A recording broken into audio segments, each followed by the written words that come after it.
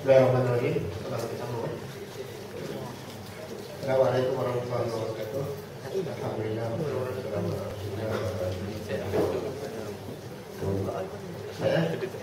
Tadi dibincangkan tentang camaran luaran dan seterusnya dibincangkan tentang camaran dalaman.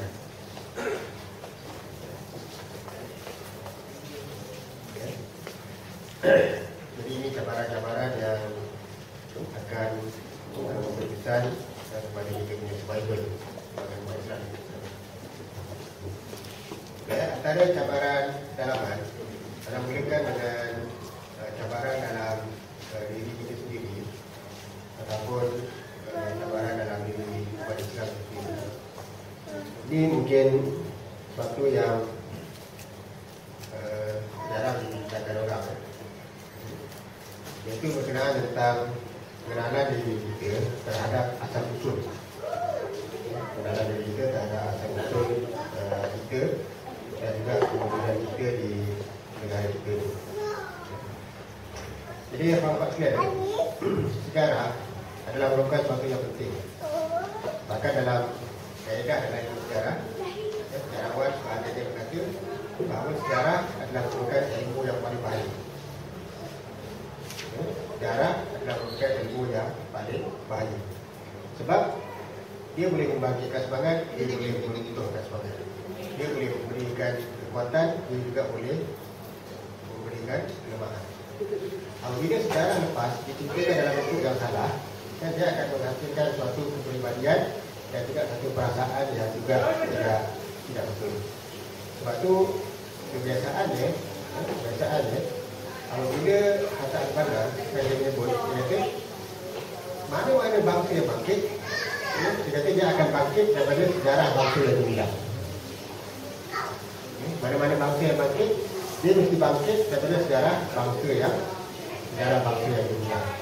Jadi maknanya kalau kita nak bangkitkan kembali kan umat Islam Indonesia ni, kita mesti sedarkan mereka tentang hakikat peristiwa yang berlaku pada masa lepas terhadap rakyat nenek moyang kita ni. Lalu barulah kita akan dapat satu kekuatan dan juga satu cara berfikir yang lain.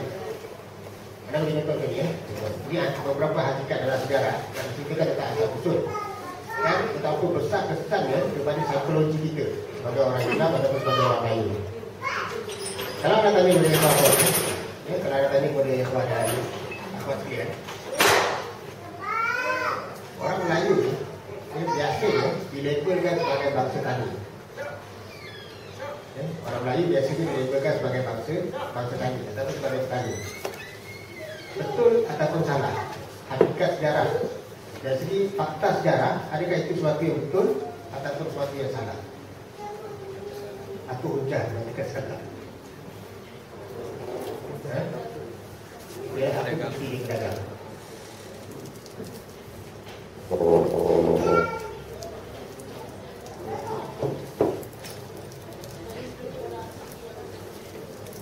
Orang asli yang pedagang. Oh, itu bukan orang asli. Orang asli itu boleh.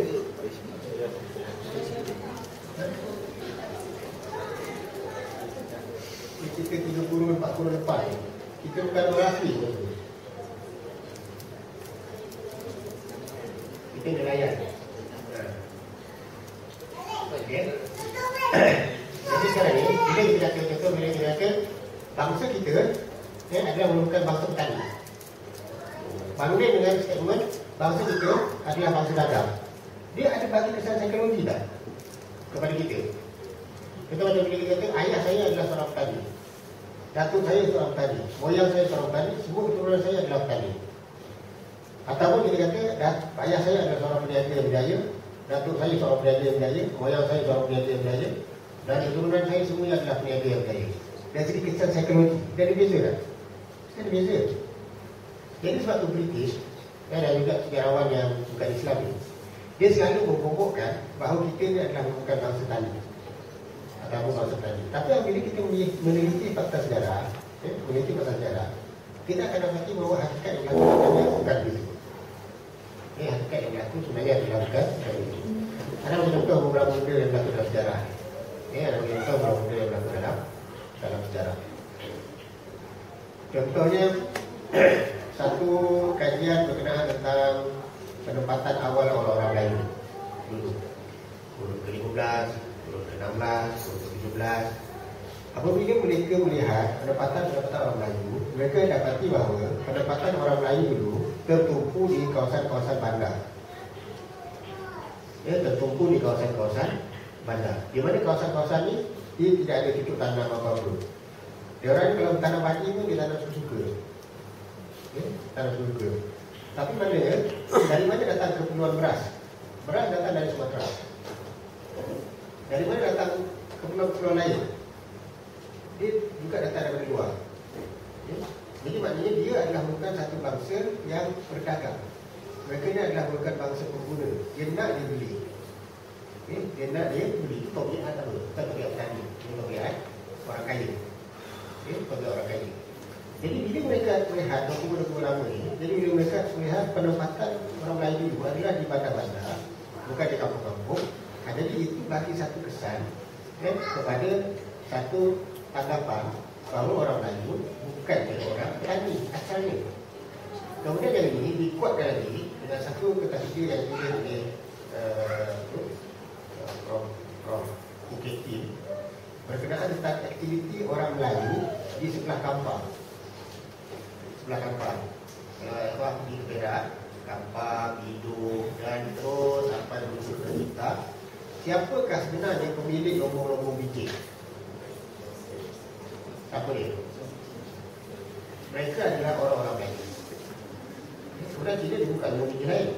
Tapi kalau kita pergi, anda sebenarnya pernah jumpa dengan cucu pemilik lombong biji di Batu Gajah. Pemilik lombong biji tu dia dapat satu gelaran dalam Islam dia dipanggil Imam Kandil. Dia rapat dengan sultan-sultan. Imam Kandil. Jadi Imam Kandil Datuk A di situ zaman dulu ni. Dan dia adalah pemilik lombong di Jepun.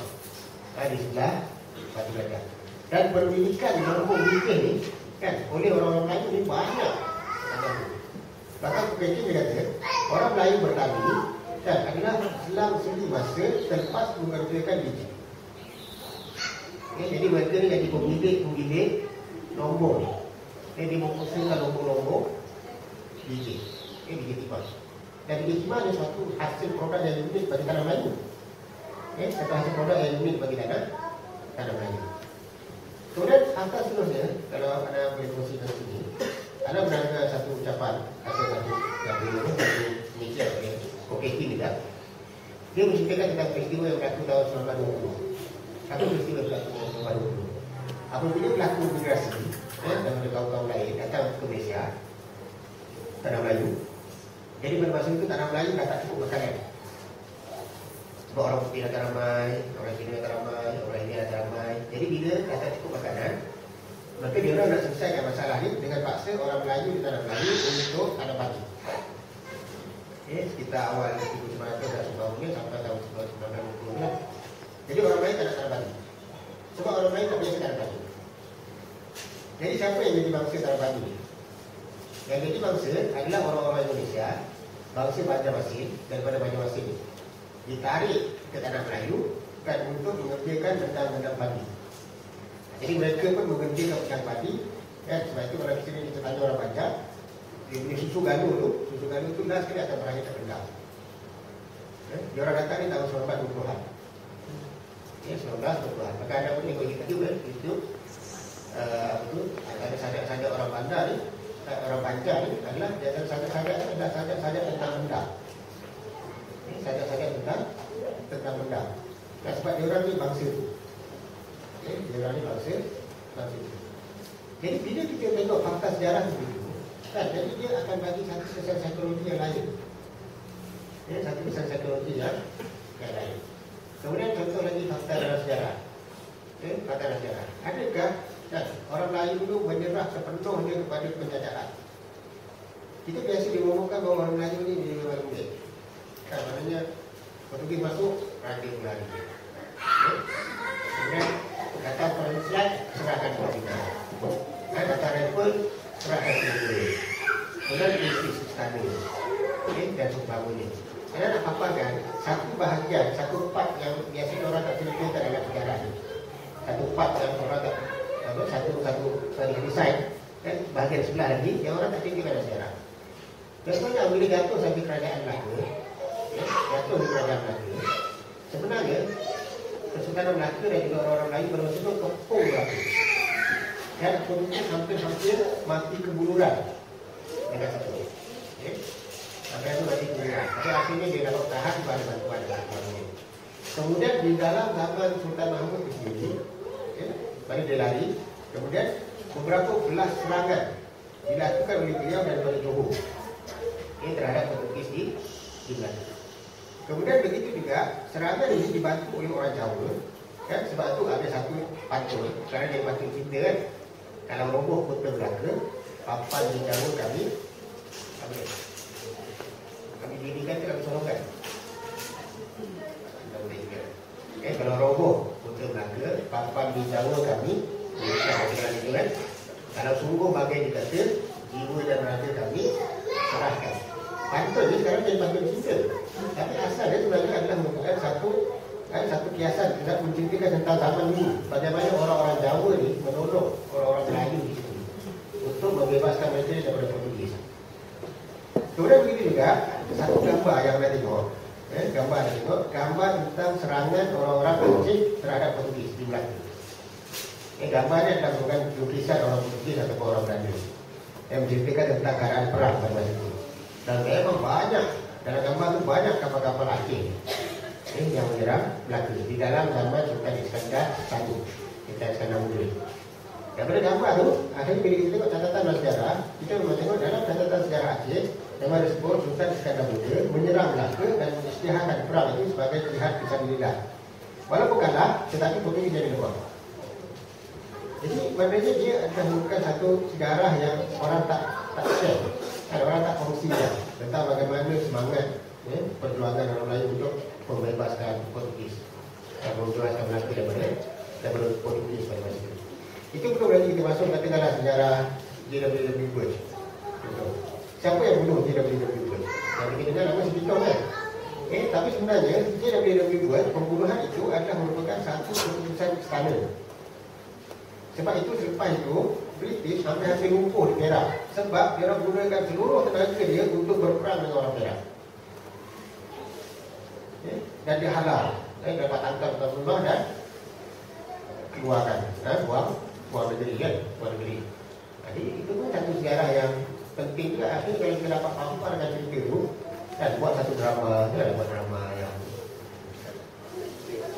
Ceklos. Pada buat satu drama, buat gambar kepada cerita di dalam satu makanan sejarah. Sudah itu dia akan satu yang impact yang lain. Cuba tengok juga contoh macam sejarah Perang Nani. Ada berapa kali sini Perang Nani sebenarnya. Orang Melaka dari Sembilan lawan British. Sampai ada satu museum, nama dia Museum Nani. Dekat belah polisi itu Nani Sembilan. Jalan Nabi di Jalan Lampu, tak luput Jalan Lampu di Sumbar. Dia ada museum, dia museum Nani. Jadi itu satu dari kisah sejarah yang kita tengok. Kemudian bagaimana juga penentangan Mat Kilau, penentangan Datuk Bahamat. Kemudian sejarah Tuk Janggut itu. Dan sejarah Tuk Janggut pun satu sejarah yang cukup penting untuk dikaji. Kenapa Tuk Janggut ataupun Haji Hassan dibunuh oleh orang British? Kenapa dia dibunuh? Kenapa? Adakah kerana dia tak nak bayar cukai? Atau bagaimana? Bila kita teliti dokumen lama, ini ada satu buku yang ditulis oleh Prof. Anwar Mahmud. Buku ini cukup bagus untuk dibaca. Tapi saya nak cari sebab saya rasa dia dah akan cetak. Apa dapat dah nak mesti. Tak pernah baca begini. Dia cerita tentang sejarah perjuangan Tuk Janggut. Dia tulis itu Tuk Janggut pejuang atau penerhaka. Nanti umur dah bagus dah. Dan di belakang tu disebutkan dokumen seperti dokumen surat memorandum dan waran tangkap, statement daripada Sultan, pernyataan daripada British dan macam-macam lagi. Daripada dokumen ni akhirnya dia dapat kesimpulan satu bahawa sebenarnya British dan antara lain membunuh Tok Janggut, mengejar Tok Janggut dan juga orang-orang yang di mana tu di Pas Putih. Sebabnya adalah kerana Tok Janggut berjaya mempengaruhi rakyat Kelantan untuk memberikan sokongan kepada kerajaan Osmaniyah ketika Perang Dunia yang Pertama. Jadi itu menyakitkan British. Sebab dia orang semua orang Kelantan sokong British pada masa itu. Tapi akhirnya terganggu berjaya pengaruhi orang Kelantan untuk sokong Osmania. Jadi ini satu fakta yang penting kan dalam sejarah untuk kita tengok kan macam mana tabiat sebenarnya kita punya kan rumah satu ketika dulu. Kemudian contoh macam bagaimana orang-orang kita ni dengan khazanah ilmu Islam. Ada berapa manuskrip tulisan Melayu yang bersifat Islamik. Ada berapa kitab Melayu yang sampai ke kita. Yang sampai ke kita mungkin Majalah Al-Badrin. Mungkin kita apa lagi? Kita Muliatul Musalli. Mungkin Bahrul Ghazi. Nah, tapi sebenarnya dia ada teliti tulis manuskrip Melayu yang bersifat penulisan sebaru, lebih pada sebaru kan dengan tulisan Islam. Tulis manuskrip ni yang masih tersimpan di perpustakaan negara dan banyak yang masih belum dibongkar dan disegerakan, ada 500 naskah. Ada 500 manuskrip. Kemudian yang disimpan di seluruh dunia, yang paling banyak dekat UK, dekat Australia pun ada, dekat PBB pun ada. Dan semua itu ada dalam manuskrip, dalam list. Semua sekali itu jumlahnya berapa? Semua sekali itu jumlahnya 10,000. Dan apabila mereka kira berapa jumlah yang tinggal dan berapa jumlah yang telah terbakar dan musnah, daripada 10,000 mereka mengatakan bahawa ini sejarawan cakap dia baca buku apa tu Mahdudin apa tak ingat, dia tulis tentang manuskrip Melayu. Manuskrip Melayu dia kata daripada 10,000 ni 10,000 tu adalah merupakan 5% daripada keseluruhan manuskrip, keseluruhan jumlah manuskrip. Jadi berapa banyak sebenarnya penulisan kita ni? Jadi bukan satu khazanah yang kecil sebenarnya. Yang tinggal hanya 10,000 bertebaran di seluruh dunia. Yang ada dekat Malaysia hanya 500. Tapi yang lain dekat banyak-banyak. Dekat Australia ni pun banyak. Dekat Australia ni pun banyak yang punya manuskrip. Dan daripada 10,000 itu mewakili hanya 5% daripada keseluruhan. Maknanya berapa? Mana kalau 10,000 tu 5%, maknanya dalam berapa? Dalam 100,000 10 juta. Ada satu angka yang bukannya sikit. Kita bayangkan, cuba kita bayangkan. Jadi itu kita punya khazanah. Nak menunjukkan tentang kan kita punya asal usul. Kenapa yang nak stresnya adalah tentang asal usul. Kalau kita boleh dedahkan semua ini, dedahkan semua ini kepada masyarakat, sudah tentu masyarakat yang akan mempunyai mentaliti dan juga kesan psikologi yang lain. Contohnya macam bila kita tengok contoh macam bedaan Kota Melaka. Kota Melaka ni bina guna kayu ke atau guna batu? Dalam replika yang kita tengok tu kayu. Tapi bila orang kaji balik, orang korek Formosa ni, sejarawan korek Formosa, dia tengok batu-batu Formosa, kemudian di bawah lapis tu ada satu batu di tepi lain. Satu batu, ada lapisan batu yang lain. Jadi mereka kata batu yang didirikan oleh Portugis ni sebenarnya didirikan atas binaan Kota Melaka dulu, dan Kota Melaka ni guna batu. Jadi batu yang ada kat bawah tu bukan batu Portugis. Dia kata sebab sampel dia lain. Satu. Kemudian dari segi catatan gambar yang dilukis oleh orang Portugis. Ini gambar yang dilukis oleh orang Portugis, mungkin banyak di gambar ni. Dia orang sampai dalam mungkin 10 juta untuk beli gambar-gambar ni. Kopi. Ada salinan gambar. Dia dulu tak ada kamera semua kan. Jadi Portugis pergi Belanda, dia nak gambarkan suasana masa tu dia lukis. Jadi lukisan-lukisan ni masih tersimpan di Belanda. Lukisan-lukisan disimpan dan nak beli, kita dapatkan kopi. Jadi maknanya kita spend dalam hampir 10 juta untuk beli banyak gambar. Satu kesempatan kita IKM, dia masuk dalam tempat yang mesti kita beli. Kita beli. Kalau kita tak buka ni, dia orang nak siapa dah beli tak tahu. Tapi akan masuk dalam tu. Kerana tengok gambar. Jadi bila kita tengok gambar Kota Melaka ni, Kota Melaka, kita akan tengok binaan dia batu. Kemudian dia ada tembok tinggi macam tembok Cina. Kemudian bila kita tengok jambatan yang merentangi Sungai Melaka ni, kita tengok gambar ni, cantik dia macam Kota Venice. Macam pelabuhan tu. Dia cantik tu. Binaan dia, rumah dia ke, dengan jambatan dia, dengan suasana dalam gambar yang digambarkan tu. Jadi maknanya bila kita faham tu, kan saya kita akan fikir dan kesan psikologi mesti lain. Kesan psikologi mesti lain. Kemudian dari segi ulama-ulama Islam juga. Contoh macam Syekh Ahmad Daud. Syekh Ahmad Daud Al-Fadhani. Ini kita bilang dulu. Syekh Ahmad Ismail. Syaiban Ahmad. Syaiban Ahmad ni seorang ulama yang cukup hebat. Dia adalah merupakan di antara golongan awal yang pergi masuk di Al-Azhar. Antara orang awal. Dan alimnya dia ni dekat Mekah dia jadi guru. Mana dia di Tanah Haram ni dia jadi guru. Dan mana bangsa kita ni jadi guru. Kemudian dia bukan setakat alim itu saja. Kalau saya nak jumpa dengan seorang sejarawan Thailand, sejarawan Tani, yang nama dia Wan, kami panggil dia Ustaz Wei. Dia Ismail namanya, Wan Ismail apa. Dan dia kata, kalau ikut sejarah yang diceritakan oleh orang-orang Tani, kan, Wan Ahmad ni adalah merupakan seorang ulama yang bukan hanya alim dalam masalah ilmu Islam, tapi juga dalam ilmu kimia, sains dan sebagainya. Sampai diceritakan oleh anak-anak murid dia pernah jumpa satu formula kan untuk buat emas. Betul tak Allah Alam? Tapi cerita ni dekat petani tu formula. Dia dapat formula untuk buat emas, tapi dia pakar. Itu yang cerita formula tu. Tapi dalam catatan sejarah yang ditulis orang-orang Malaysia buat tentang dia, kan dia bukan disebut, masih dia tak sebut lah. Tapi tentang kebijaksanaan dia dalam masalah sains, dalam masalah kimia, dalam masalah tu. Cuba tengok juga lepas tu, kerjaan guru apa semua tu, itu anak murid dia. Itu berani semua tu, itu anak murid dia. Jadi mana yang habis lepas tu? Saya dengar tak nama Syekh Idris Marbawi? Dia Marbawi dalam kamus Marbawi dia. Itu pun sebelum lalu daripada sini. Dan kalau kita sebut nama satu demi satu, pernah dengar tak nama Tok Kubado? Pernah dengar tak nama orang panggil apa? Tok Guru Pulau Manis? Kan? Ini semua adalah untuk orang-orang yang hebat satu ketika dulu, yang mewarnai suasana dalam masyarakat kita satu ketika dulu. Sebab itu sistem pondok dulu, dia bukan satu sistem yang korban. Tapi sistem pondok adalah merupakan satu sistem pendidikan tradisional yang memberikan pelajaran kepada orang-orang Islam pada masa itu. Dia reti agama dan dia reti untuk sebab itu sebagai seorang manusia. Kan untuk hidup, untuk dia reti.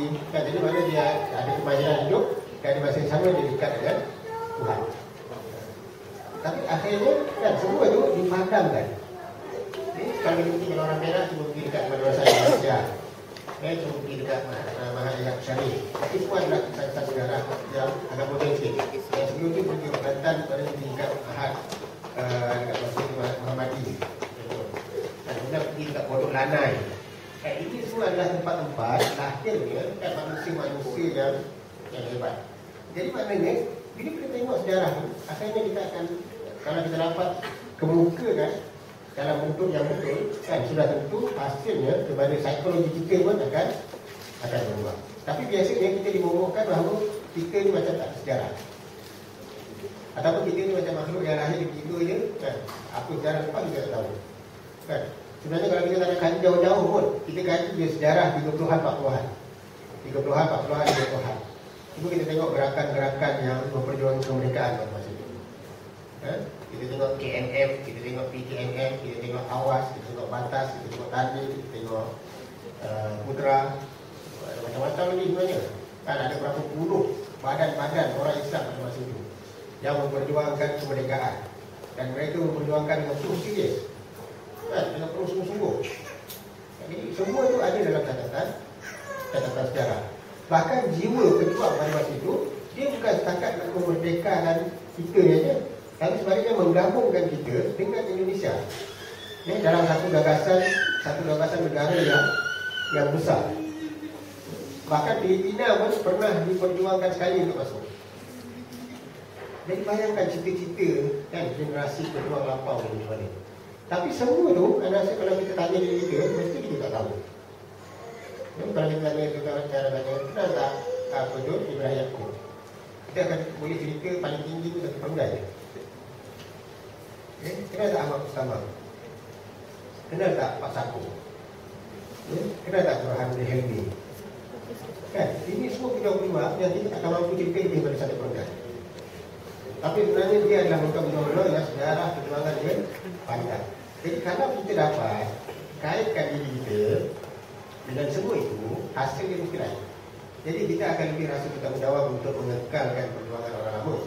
Kita akan lebih berasa bahawa kita punya perjuangannya ada kesinambungannya daripada perjuangan orang dulu. Jadi bukan maknanya kita ni satu bangsa yang dia punya keadaan dan suasana dia dah memang macam ni. Jadi sebenarnya ada daripada asal usul dia. Jadi mengenali asal usul susun galuh ni pun adalah merupakan satu yang penting. Anda nak kongsikan dengan kawan-kawan, sebahagian daripada ahli sejarah hidup yang bukan Islam sekarang sedang berusaha untuk masuk dalam lembaga pengumuman bagi subjek sejarah untuk kertas. Sekarang ni sejarah akan dijadikan sebagai subjek wajib kan bagi sekolah, untuk sekolah kan, dan dia akan berusaha untuk masuk, untuk mengubah sekali dalam. Bila mereka mengubah sekali, kan, maka pada masa itu mereka akan masuk dalam sejarah dalam usia mereka. Apa usia mereka? Contohnya macam usia mereka ni satu Parameswara Hindu. Sedangkan mereka atas dia ada tulis satu buku, kan, satu artikel kenaan tentang mereka apa ni Parameswara itu adalah orang Islam. Tapi dia akan kekalkan untuk Hindu kan. Kemudian pengaruh Hindu kepada orang Melayu itu terlalu kuat. Sampai semua benda itu Hindu. Sedangkan sebenarnya rakyat atas juga dia tulis satu kan syarah budaya tahun 70-an dulu, satu topik bagi nama kesan kesusastraan dan kebudayaan Islam terhadap Nusantara ni. Dia tulis itu pengaruh Hindu kepada orang Melayu itu sebenarnya adalah pengaruh yang terlalu tipis, yang tidak mendasar. Tapi pengaruh yang paling kuat adalah pengaruh Islam. Jadi besi itu betul. Besi itu dia akan berbeza. Satu lagi macam besi orang adalah kan Pulau Pinang ketika mana Francis Drake duduk tidak ada seorang Melayu pun. Jadi penduduk asal bagi Pulau Pinang adalah orang Cina. Ini besi orang. Dia akan masuk kali besi-besi lain. Macam kita tengok dekat Kendok kan. Kita tahu kan. Jadi itu semua adalah merupakan satu yang apa kita sedari dia sedang berjalan sekarang ini. Sebab bila sejarah ini dipaparkan dalam bentuk yang lain, dia akan bagi kesan kepada kita punya teknologi. Jadi budak dia akan besar. Sama juga macam dulu kan. Dulu berapa susahnya ulama-ulama Islam di Malaysia ni untuk membetulkan fakta bahawa Muawiyah bin Abi Sufyan radhiyallahu anhu bukan seorang jahat. Zaman nak belajar tahun 80-an tu, Muawiyah ni digambarkan sebagai seorang yang jahat. Yazid masuk dalam silibus. Pendidikan agama. Pendidikan agama. Dan masa zaman tu mungkin dah naik silibus. Tapi zaman itu. Dan berapa susahnya ustaz-ustaz dulu ni untuk betulkan fakta tu. Sebab benda tu dah jadi melekat. Benda tu melekat dalam kepala. Dan berapa susah juga sebenarnya ulama-ulama Islam dulu untuk membetulkan fakta bahawa Harun al-Rashid bukanlah seorang khalifah yang suka berboya-boya. Sebab dulu zaman kecil dulu dia digambarkan dengan kisah 1001 malam. Dia digambarkan sebagai seorang khalifah yang selalu kena tipu kan dengan Abu Nawas. Kan, dah berapa lama masa diambil oleh ulama dulu untuk betulkan fakta. Jadi bayangkan, satu benda bila diserapkan di zaman kecil dia akan melekat. Jadi itu sebab orang kata sejarah adalah merupakan subjek yang bahaya. Jadi kita kena faham ini antara cabaran yang berlaku secara senyap-senyap. Kalau saja ambil cabaran-cabaran yang senyap-senyap ini supaya kita aware. Cabaran yang tertutup kat luar tu tak apa, itu kita boleh faham. Tapi cabaran yang sedang berjalan secara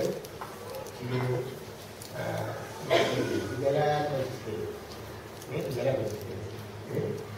Kalau kita contoh macam katakanlah isu kalimah Allah, kita heboh-heboh tentang Bible yang datang dari Indonesia, betul tak?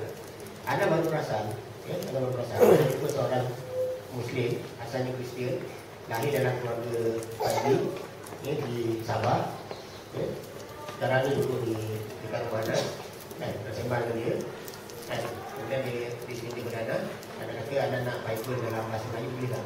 Anda kata okey, dia buat dia. Dalam firman dia bagi anda Bible bahasa Inggeris satu, Bible bahasa Indonesia satu, Bible bahasa Melayu Malaysia satu.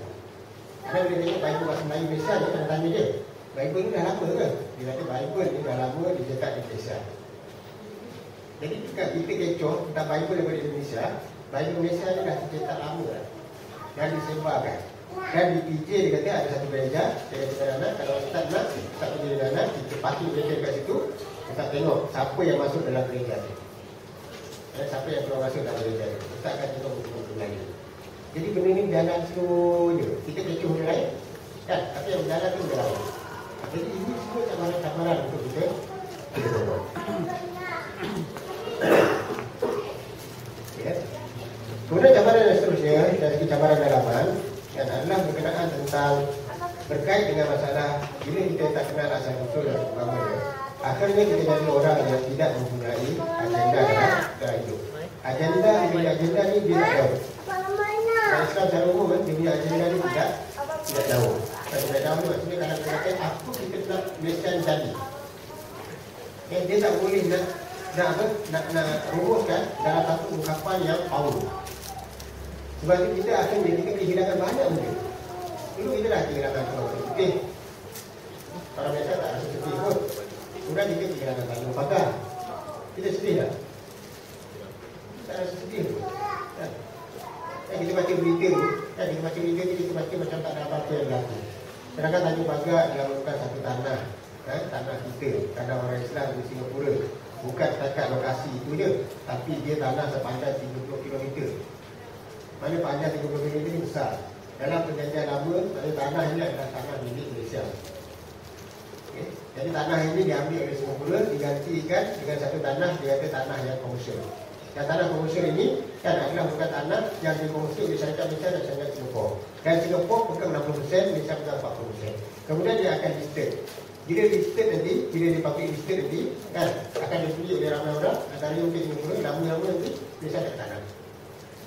Tak ada apa-apa. Kemudian itu berlaku depan mata kita, tapi kita tak perasan. Sebab apa? Sebab kita tak ada agenda jauh. Tak masalah orang kita tak ada agenda jauh. Jadi dia ada agenda untuk perut dia ada agenda untuk kepentingan peribadi dia, tapi lebih dari itu untuk rumah, kan, untuk apa tu, masa depan anak bangsa, masa depan orang Islam pada masa akan datang. Kita tak fikir masa itu.